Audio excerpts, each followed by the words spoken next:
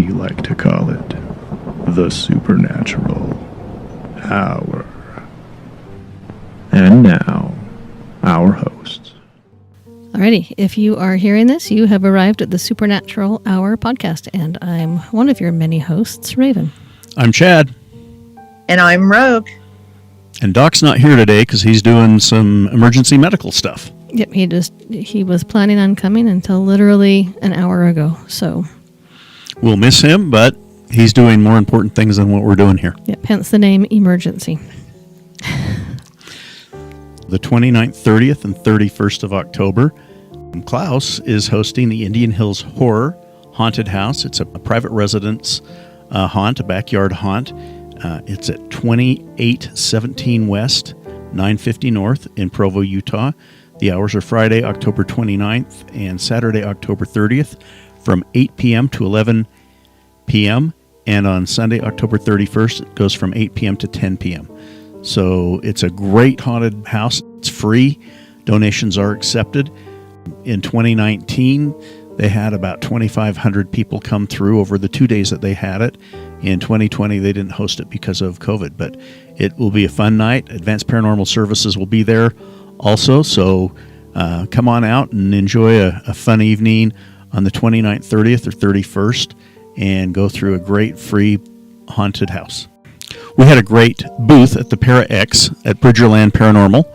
We met a lot of really interesting people, a lot of booths. We met some of our podcast listeners that came by. It was fun to talk with them. We had a successful day of selling some fun merchandise. I have a quick little thing about meeting some of our Patreons. Well, go ahead and say that. So when we went to Fort Douglas, a couple of our Patreons in my group sent me an EVP. And they said, hey, when we were in the reading room, we got this EVP. I think we may have chatted about this a little on the last podcast. But in my group, it was all female. Not for any particular reason. That's just how it worked out. And one of the gals is asking the spirit in the room to knock a water bottle off the table.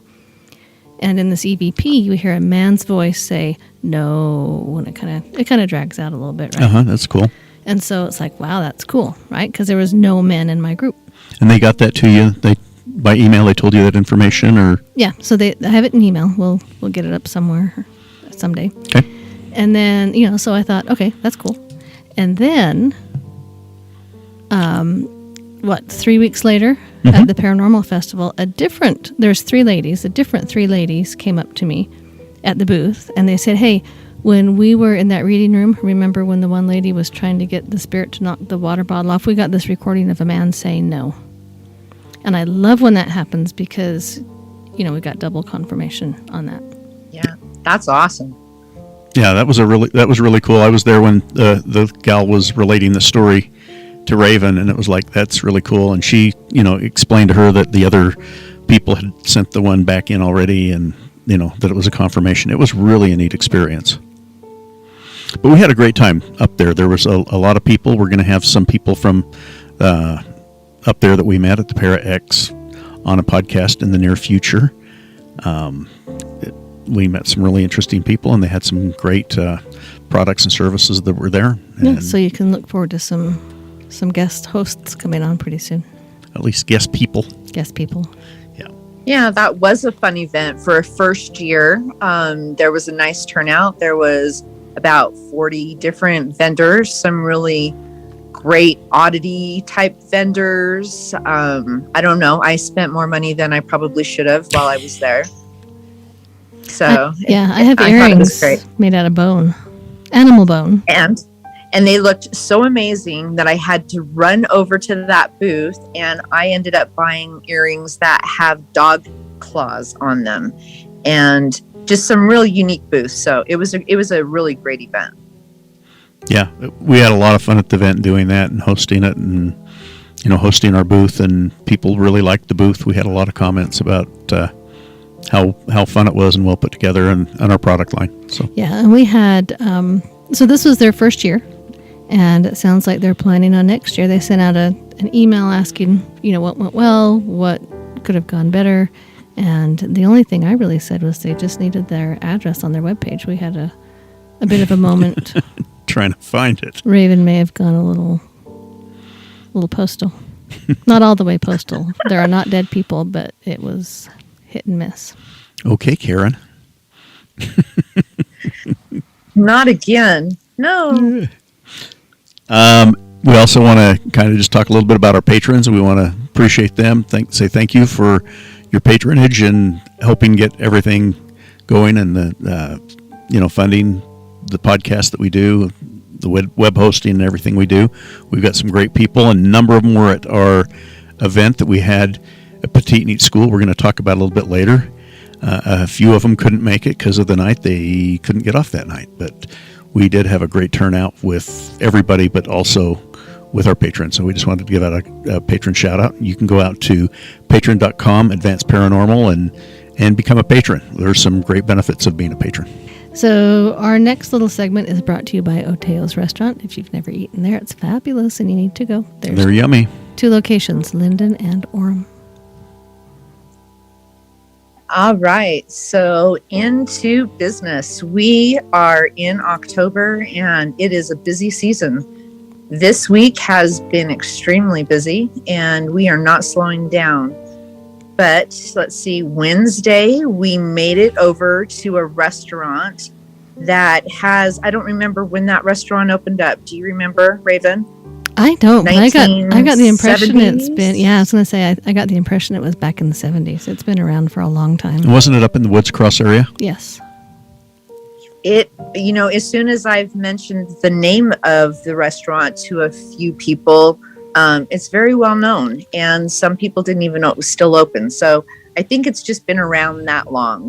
The neighborhood type of Mexican restaurant. When we arrived in this place, we stopped. We were able to eat and hang out a little while. And for me, that was a little different because we were able to kind of relax and be there a little bit. Kind of get the vibe of the place. Residential. Yeah, because usually we arrive at residentials, it's come in, let's figure out what's going on, and let's get out of here. This one, we kind of were able to relax a little bit and feel the vibe. And I kind of enjoyed that myself. However, through the end of that, it was probably my most least faithful or least liked place that I've ever been to, because it did end up having an effect on me and making me feel like I was going to have a heart attack. So let's get into that. So when we were sitting there eating, I could feel somebody over to the right, and then I could feel over to the left, like craziness. So we knew this was going to be an active place, or at least I really felt like it was going to be. When we went over to the empty area where they had already shut off for the restaurant, I had my thermal camera over there and was able to pick up an image on the wall that I don't know that we really figured out who that image was. However, through talking with equipment, we really found that there's quite a few little residential visitors in that place, from the gentleman that would give candy. I think we picked that up on one of your, was it on your phone, Chad? I'm not really sure how you picked up that candy. Yeah, we've got a little app on the phone, and it gives up words. It's every so often, and it's one of those apps that's a free app out there. I think it's ghost hunting tools of some kind, and sometimes it's been pretty random, and other times we've had some things that really strike home. Ravyn and I have done that on a couple of investigations where we had like words coming up that were very meaningful, and other times it's just been, well, we can't figure anything out. But the candy, I showed the list, and Ravyn kind of picked that one out of a list of, 6 or 8 words that I did, and she actually mentioned that one. I think you mentioned only 1 or 2, and that one really jumped and made an impression with both one of our ghost hunters that was there and also the owners of the restaurant. They both picked up on that, and they both knew that same person. Right. And then we also found the skinny man. So we had the skinny man that hung out. So he liked to make noises. I don't know. What do you think, Ravyn? We had that cup sitting there. You think that was this tall, skinny man that knocked that cup over? Yeah, he was hanging out in that corner because we were I don't remember if we were just kind of shooting the breeze for a minute, waiting for some interaction with the Ghost Meter Pro again. And one of our investigators, Nate, he heard a noise at the exact same time I saw someone walk across the front door. And I said, Nate, did you hear something? And he goes, yeah. And I said, you heard something. I mean, his reaction to hearing something fit perfectly with my reaction seeing something, but I thought, oh, it's probably someone outside, right? So I got up and I went and looked outside, and it wasn't, I mean, it was only, 15 feet. Yeah, I wasn't walking across the whole building. So if there had been somebody there, I would have seen him, but there was nobody out there. The doors were locked. And it was just a tall black shadow. And it was in that same area. So about 15 minutes later, the owner's son came in, and when he walked in, he looked different than what I saw. He looked like, again, it was the same as if you remembered me talking about Fort Douglas. It wasn't just a shadow. It wasn't a person. It was just a black shadow. But the son came in, walked past this bottle that we had sitting just teetering on the table, and we'd been walking past it for a good 15, 20 minutes. And it didn't move. And he walked past it, and it was After a second or two delay? Oh, it was a little longer than that. It was probably 5 to 10 seconds it fell off. Because Rogue and I had this conversation of, we think he walked by and knocked it off. But I said, I don't know. It was too long? Too long of a delay for that to, have been him. Just for the little wisps of wind to have taken it off the table or anything, that had already passed when it had fallen off. Yeah, and just a little precursor to this happening. After we had dinner, I went up to pay the bill. I don't think either of you were aware of this, and the gal that was running the cash register and checking it, she goes, "Oh, this is going to be a busy night. Spiritually," she goes, "I saw the thin guy out in the hall." Out there in the foyer, and it's like that was before we even, said anything or brought anything up with that. So they have been aware of entities and spirits in this area, in this thing for a long time. But she had actually mentioned that she had seen him just previously out in that foyer area where you come in. Yeah, and the whole night we could hear that, and they said that they could hear whispering from the back room, and all night long you could hear whispering from the back room. And I actually went back there 3 or 4 times to see if there was machines, because it's a working restaurant and they've got some machinery in the back that's always running. And I thought, well, maybe I'm hearing that, but you'd go back there and there was nothing that made that sound. I mean, there were sounds, there was hums and buzzes, but nothing that was the same timbre, and it wasn't just a steady noise. It was, how whispering is. I mean, breaks whispering and pauses for the recording. You went back there and there was nothing that was making intermittent sounds. Everything was just very steady, and it was an active night. It was a lot of fun. I really enjoyed it. It's honestly a place that now I'm going to take my family to go back to eat, because like I said, it was a place that affected me differently than I've ever been affected. I've never had, like an emotion or that heart attack kind of feeling. So I want to go back, see how I feel, see what types, I don't know. I'm intrigued. Let's just put it there. Yeah, I'm interested to hear how it goes when you go there just to eat and see if you get the same reaction. Right. Agreed. So next podcast, hopefully I'll be able to let you know how it went. Little update, huh? Cool. Yeah, there you go. All right. So beside that, we've also been busy again. We had our public event and we went to Peteetneet.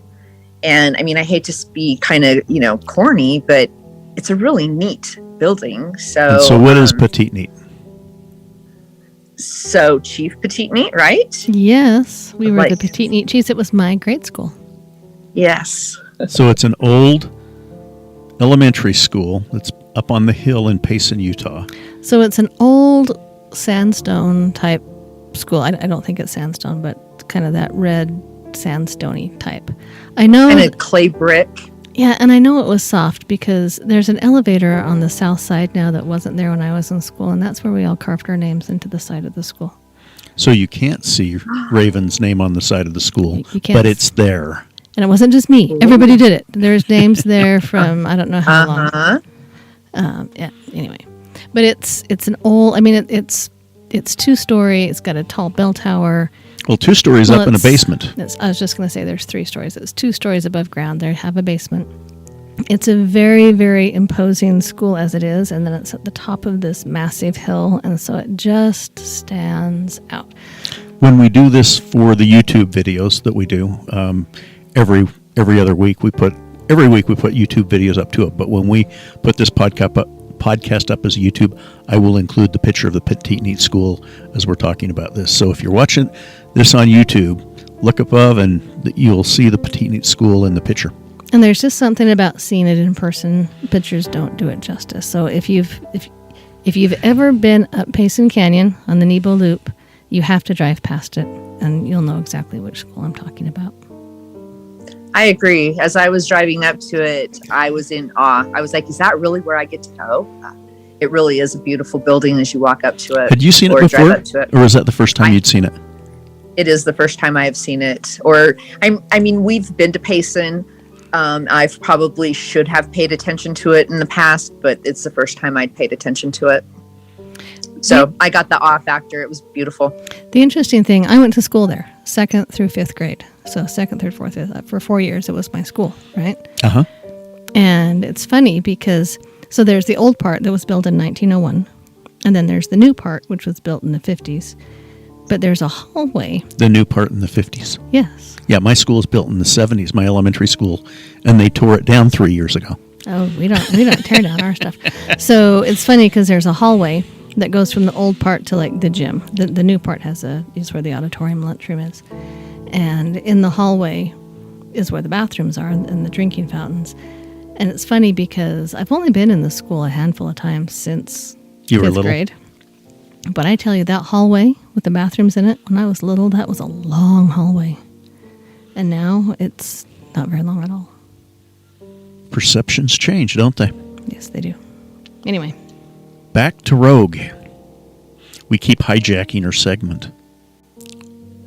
All right. So Peteetneet so we had a bigger group, I think, than we have ever had. And that was really exciting for me. But at the same time, being in that building, through those walls and such, it was kind of thinner walls. So you would hear, I think, sometimes other people in other rooms. But I don't know. I'm speechless, honestly, because I just had so much fun. I went down to what is now maybe a ballet studio, a dance studio, and I could just feel so much happiness. This was one of the happiest places I think I've tuned into as a working empath. I just felt so much happiness that it was hard to think that I was ghost hunting in a place that I was getting so much joy from. So I would have to say that your years there at school, it couldn't have been a real bad school, because I think the kids really enjoyed being there. Because that area we were at was the old gymnasium, I believe. I was just going to say, I didn't feel joy because that's where you go. Really? That's where you went to play dodgeball. And back in the day, you got whacked hard with dodgeballs and nobody cared. There was no feelers and my feelers are hurt. Back then, you just had a big red blemish on your cheek for hours and it stung. So I had... Well, didn't you find joy in that? No. I found you joy. You weren't throwing the ball hard enough at someone, I think. No, I was the one that was... You were the target. I was the one trying to get out so that I would not get hit in the face with the dodgeball. No, but in general, the school, it was... I had a good time there. Great happy place. It's a small school. I mean, you figure the time that I went to school... there's 4 grade schools in Payson, and that was one of them. And, just a lot smaller population now in a school, or then in the school than you had now. So the majority of my memories there are good. But here's the funny thing. I tell people that's where I was in grade school, and people say, well, did you get the haunted feels? And you know what? I didn't, because we were little. The only really paranormal thing that happened when I was there was that the janitor every once in a while would come up and say, don't go down in the crawl space because that's where I see the ghost of Chief Peteetneet. And I think it was more just to keep us out of there than anything. But every Halloween, they would have a spook alley in that hallway in the basement where you could go through. And for a free, school-sponsored spook alley, it was pretty good. And they would let the school kids go down there during the day, the last day before Halloween or day of Halloween. Same janitor would come upstairs, run around to all the rooms and say, I just saw the ghost of Chief Peteetneet. Let's go down and look. And so we'd all run down, to try to see the ghost of Chief Peteetneet and his wife. But as far as actual haunted instances when I was in grade school, I didn't notice anything. Yeah, I mean, you're in grade school. You should be having fun, not doing things that create haunted spaces. You know what I mean? But I think that there was a little bit of attachment to the land. I think that was who we were running into, at least with our team. I don't know that with the team I had that we found anyone that was really attached to the building. We had land attachment. However, there were so many items because it is now a museum. We were finding orbs all over with some of the museum items. So I think there's some items that have been brought in, after it was a school that are bringing in some of the different activity. Right. And that's one of the things I was just going to say is with as many objects as they've brought in, I think there are probably spirits that are there now that probably may not have been there when I was there. In fact, we actually talked to 2 or 3 spirits that said that they were there because of objects that were there. And when I was when I was doing arts and crafts in that basement room, that was not full of mannequins and dresses, just FYI. And I was going to ask you, when you were going to school there, was that a blacksmith little area down there, or why was it represented as a blacksmith shop at that being there? Do you know? So you mean when you went downstairs and then to your left? Yes, I believe so. No, that was the kindergarten. Oh, okay. Because that was the one area that one person on my team had his hat knocked off. And they did pick on he was a rather large guy that they knocked his hat off. Yeah, so that was the kindergarten room. Interesting. Really? Poor little kindergartners. See, and I didn't go to kindergarten at that school, so I have no stories for you. Well, good. That's a good thing. This is a good thing.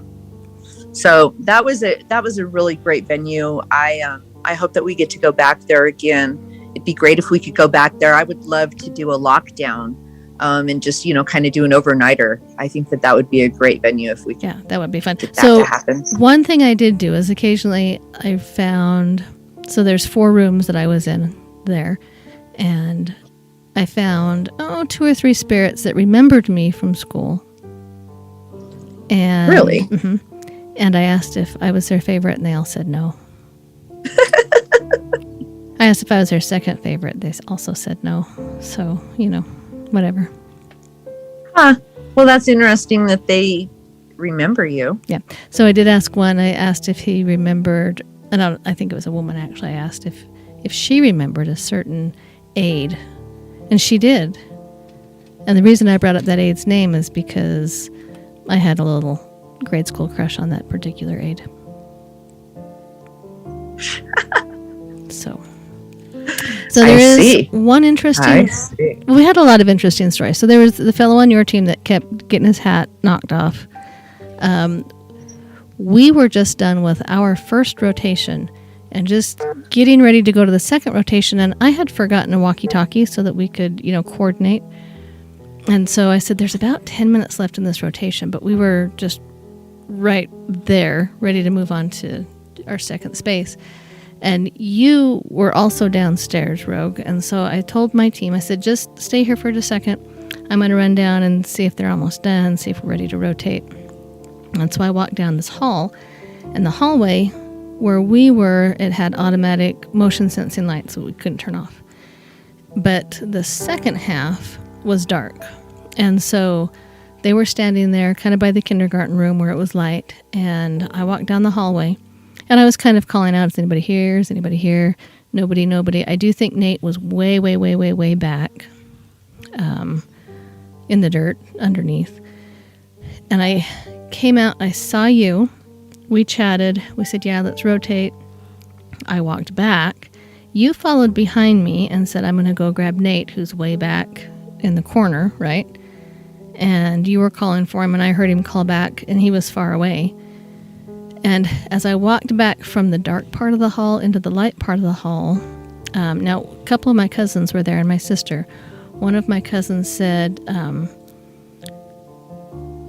I can't remember exactly how she said, but she asked something about the man that I was talking to, and I said, I didn't talk to a man. She goes, well, that man that was just right there, you went to talk to him. I said, there was nobody there. I said, I walked clear down the hall. I talked to Rogue's group in the dance studio area, and then I walked back. I said, there was no man. And she's like, oh, he just leaned in. He had a black t-shirt on. He had long dark hair. There was nobody in our group that even matched that description. But she saw him. Really? And I said, well, you just saw a ghost. Because there was nobody in that hallway. So that was probably the coolest thing that happened on our team. That's pretty cool. And then when we talked to Dave later, kind of our guide that was there, the guy that just opened the door and kind of introduced us. And he's like, curator, or whatever. Yeah, he's like, oh. And I can't remember what the ghost name was, but he's like, oh, you met so-and-so. So they knew who it was. Really? Yeah, they had a name for him. Yeah, Dave had some interesting stories. He didn't really tell. He told me because I don't do a group. I just kind of sit there and help make sure things go on and run the rotations and that kind of stuff. So I talked to Dave a little bit. He doesn't like to tell people what's going on or too much because he wants to find out what the different groups find as they investigate. Because he likes to compare his notes with what we come up with and what different groups come up with, and so he doesn't do a lot of telling people where the hot spots are, that kind of stuff. But he was great. He was really great to work with. We want to thank he and is it Janine for getting us access to the building. They were phenomenal. Yeah, and Dave loves this. He's like, I love this stuff. So yeah, he was awesome. And the Peteetneet Museum is available. I'm not sure exactly what the hours are, but it's a free museum. I think it's open most weekdays. We can look that up, but it's a phenomenal museum. Look up, I think it's called Peteetneet Community Museum and Historical Museum and Community Center, but they have a lot of things there. In what used to be the auditorium, / lunchroom, they will have exhibits all the time. Like they've got a quilt exhibit. And, I'm just trying to think of things that I see as I pass. They've got something there all the time, and you can rent it. My sister got married there. You can rent it out for family reunions and stuff. Yeah, large yards. It's a beautiful, beautiful venue. Yeah. The hours are Monday through Friday, 10 a.m. to 4 p.m., and they do free tours. So, they're glad to take donations, but yeah, it's free, and it's a beautiful building. And if you're down in that area, I'd highly recommend going through it just for the museum aspect of it. It's a beautiful building, and I need to. Great people. I've never taken my kids there, so I need to go there and take my kids. Yes, you definitely need to take your kids to that. Well, it's one of those things, it's just always there, and sometimes you don't think about it. So. Kind of take it for granted. Yep. I mean, they know I went to school there because every time we drive by, I'm like, hey, look, my grade school. But I've never taken them inside.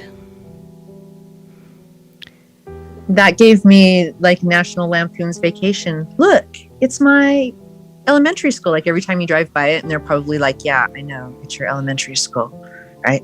Yes. They're over it? Yep, yeah. Pretty much.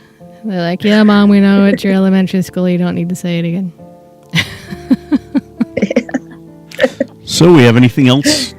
Yeah. Or does that wrap up our investigations? I think that pretty much wraps up. That is all we have.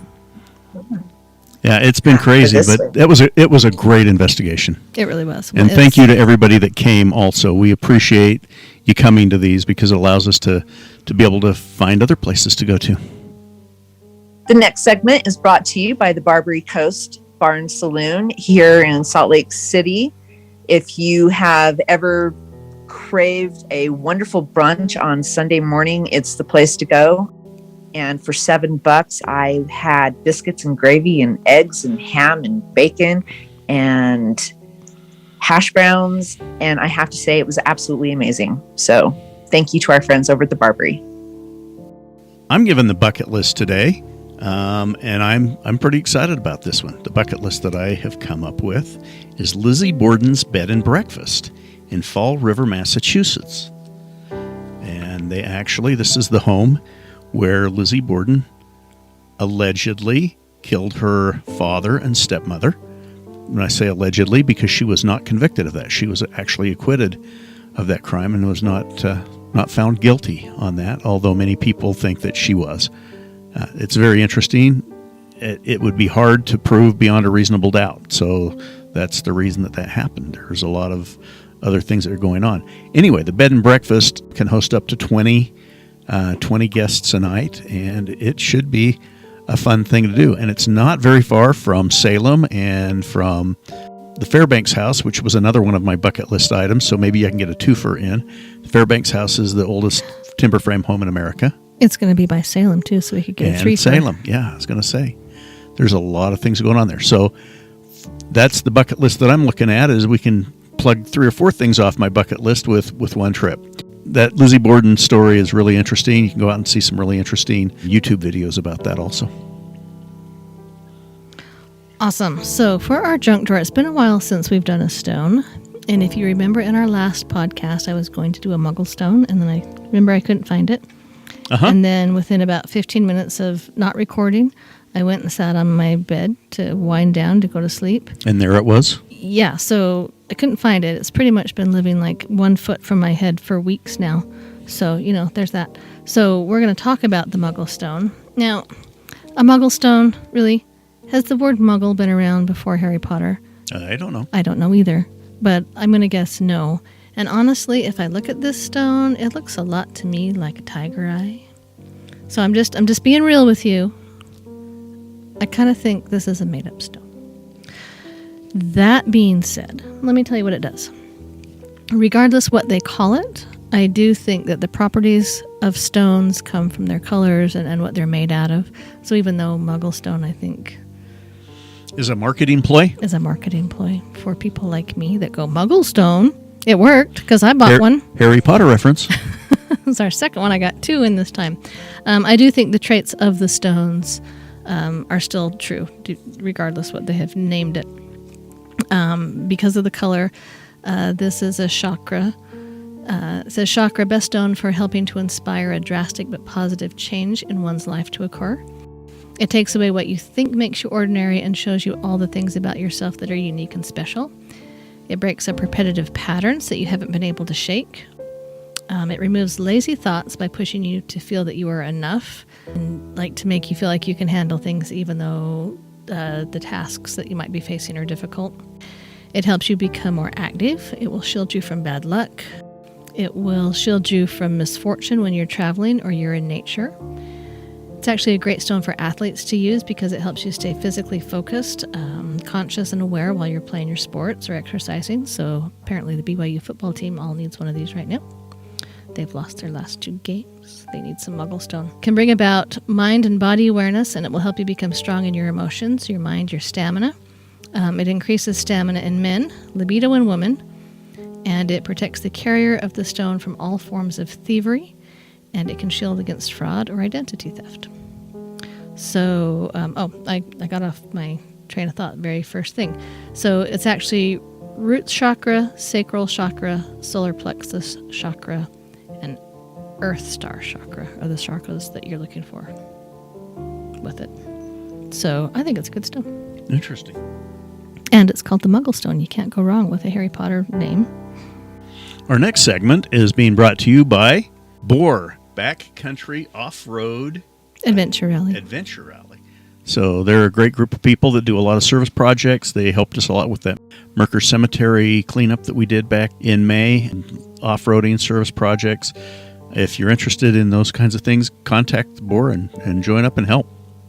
All right. So personal experiences. I had to kind of step back and think about this one a little bit.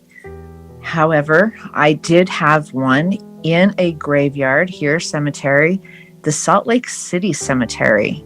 So I was with a group. We were on a public ghost hunt, and that's how we had access to the cemetery, because you're not supposed to go to the cemetery past 10 o'clock. There is a myth here at our Salt Lake City cemetery. I don't remember what it is. There's a little mausoleum that, I don't know, supposedly very haunted. However, everyone in the group was very, very interested in that mausoleum. And I kind of wanted to be by myself, get better experiences that way.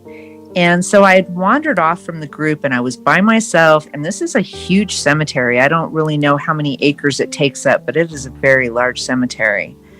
And I was off by myself, just wandering around, trying to look at the headstones, pay my respects, just wandering off.